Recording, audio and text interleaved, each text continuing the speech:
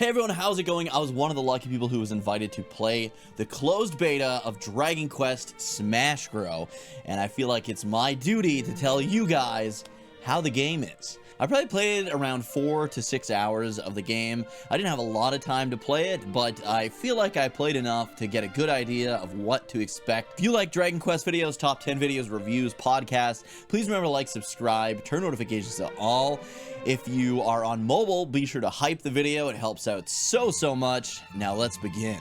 So Dragon Quest Smashro is an upcoming roguelite mobile game, and I honestly didn't know what to expect. I'm not a big roguelite fan, I'm not a big mobile game fan, but I felt like I had to check this game out because A, it's Dragon Quest, and B, I feel like it's my job to help you guys figure out if you would be interested in these games. When I first fired it up, I didn't have a lot of hopes and expectations, to be completely honest. But the game was surprisingly pretty dang good. It was very hands-on. That's the main takeaway, I'll say. Because when it comes to mobile games, a lot of them are like, hit the button, wait for shit to happen, hit another button, wait for stuff to happen, and then hit another button, and then do a bunch of auto battles, and then wait for your points to come in, and then rinse, repeat. It's super boring. That's just how most mobile games are these days. They're also usually trying to get you to fork out some real cash. I did not experience that once in this. I don't know if that's because this is a closed beta and maybe they don't even have the stuff set up to take your money yet, but I never once felt like I had to give money to the game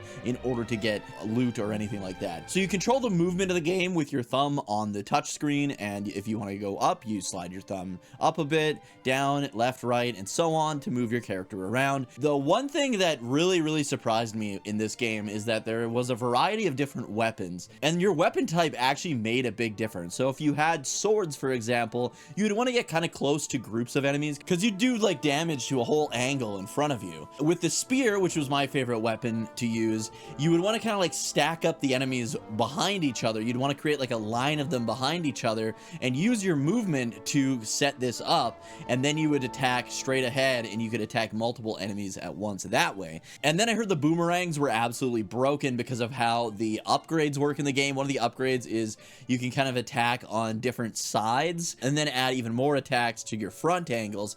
And if you do this with the boomerangs, apparently you're just chucking boomerangs all over the entire screen. Sorry I don't have gameplay of this because I didn't really use boomerangs myself, but my good friend Petchy, who's likely going to be also doing a really good video on Dragon Quest Smashro, he played with boomerangs and he actually hit, I think, #1 on the rankings. There was a ranking system for the arena or something like that. But yeah, that actually blew my mind in a way because I had such low expectations for this game that when I saw you had to actually manage your movement to set up advantages for yourself depending on what weapons you had. Not only that, but the game has job classes and job class kind of skill trees and stuff like that. The job classes were nice. Obviously you have different abilities, you have different smash grow attacks. I don't know what they're called. Special moves, I guess. If you use your special move or your smash attack and it finishes off a ton of monsters, the more monsters you finish off with your finishing move, the more kind of growth crystals you get. Every time you hit a certain threshold of those growth crystals, that is when you get your upgrades each map. So usually after each battle you'll get maybe 1 upgrade. If you smash a bunch of enemies off the screen, you could get up to maybe 3 or 4 upgrades when you would normally just get 1, and this greatly powers up your character. There's a good variety of upgrades too. I don't know if they're going to add more when the full game comes out, but you have things like swords that'll drop from the sky and deal damage. You have homing fireballs that'll shoot out of you, and then of course you can upgrade all these as well. So you can have more and more fireballs. You can have fireballs that'll also poison the enemy. Same with the swords. You can have more and more swords. Swords that'll slow the enemy down and stuff like that. Another one I really like, there's one that creates a ring of attacks around you, and that'll deal damage. If you can kind of shepherd your enemies to stay in that range while picking them apart with your weapons as well. Of course, there's upgrades that'll make you attack twice every time you attack and deal more damage and increase the range on your regular attacks as well. There's so many upgrades in this game. You do have healing fountains in the middle of some of the missions, and then you have statues that will give you even more upgrades. So it's fun to mix and match the upgrades, see which upgrades you like, see which ones you don't like, see which upgrades work better for certain situations. And yeah, I thought it was honestly really well done, all things considered. The boss fights were really good. They were probably the best part of the game, honestly, because it actually felt like it was more of a challenge. You had to like move out of the way if they were doing certain attacks, and as I got further into the game, they would start like launching projectiles, and you'd have to steer clear of the projectiles while dealing damage to the enemy, while watching out for the attacks of the enemy and the monsters that they're summoning. So like I said, this game was very hands-on. It wasn't like just click on things and wait for things to happen. I always felt like I was in full control of my character. This controls really, really well. You can kind of spin on a dime if you really want to. You also got party members, so you could have one character as like a mage, one as a priest, and then your main guy as a physical attacker. It's up to you. You could change their job classes to whatever you want. And then of course there's like side quests, which were okay. They weren't the best. And there was also a co-op feature that I unfortunately did not get to use, but from the gameplay I saw, it looked pretty fun. You all got to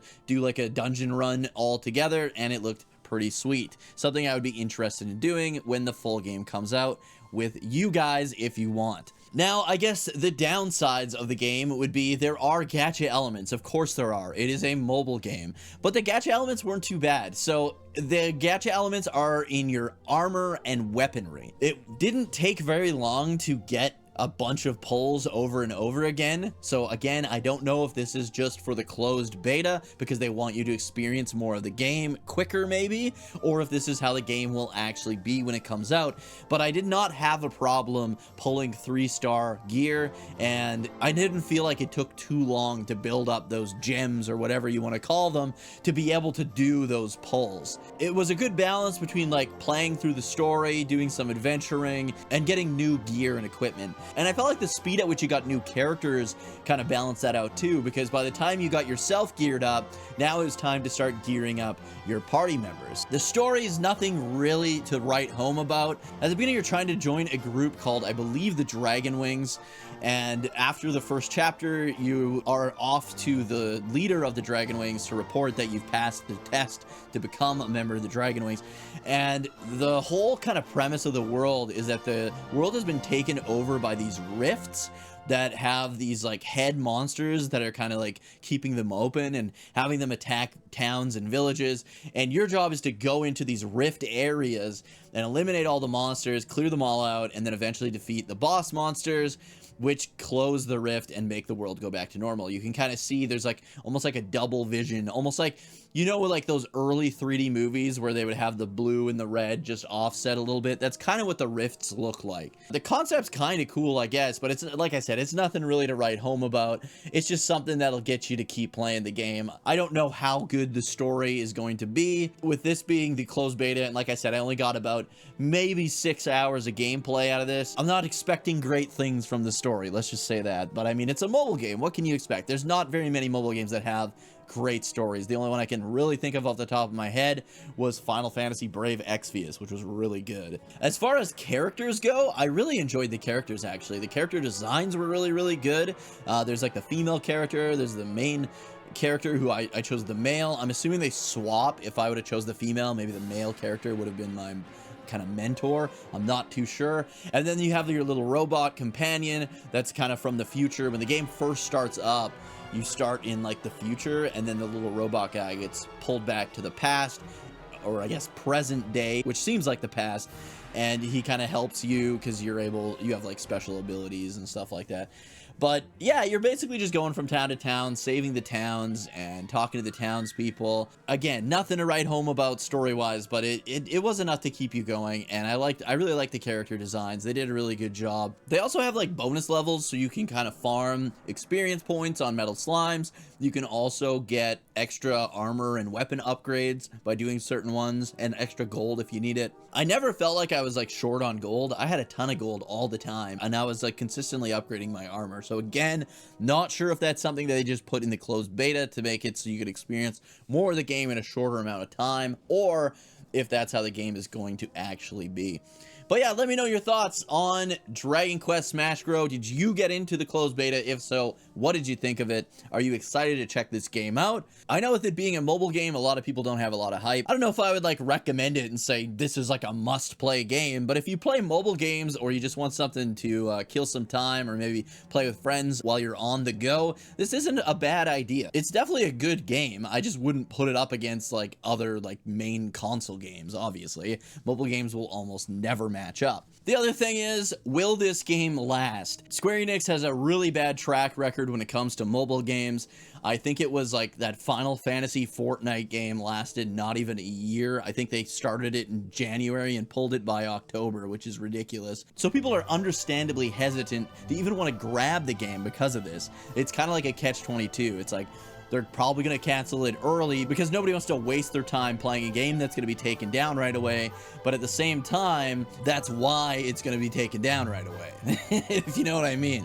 It's going to be hard to convince people to spend money on this game. I will not spend money on it. I don't really spend money on cell phone games ever, but some people do. I think the whales, they call them, are the ones that like keep these games alive, but it's hard to convince the whales to spend money on something that might be gone in a few months or even a year. Let me know your thoughts on Dragon Quest Smashro. If you enjoyed the video, please remember to like, subscribe, turn notifications to all so you don't miss the next video. Hype if you're on mobile and you enjoyed it. It helps so much. And if you want to support the channel, please feel free to join. My memberships, I believe, are only like $2 or something like that. It helps the channel out quite a bit, and it makes you a channel member, which is pretty dang cool. I also stream right here on YouTube as well as on Twitch, twitch.tv/Dookie03. So thanks so much for hanging out, guys. My goal this year is to get to 5,000 subscribers by the end of the year. I think with your help, we can do it. Thanks for watching, and I'll see you guys in the next one.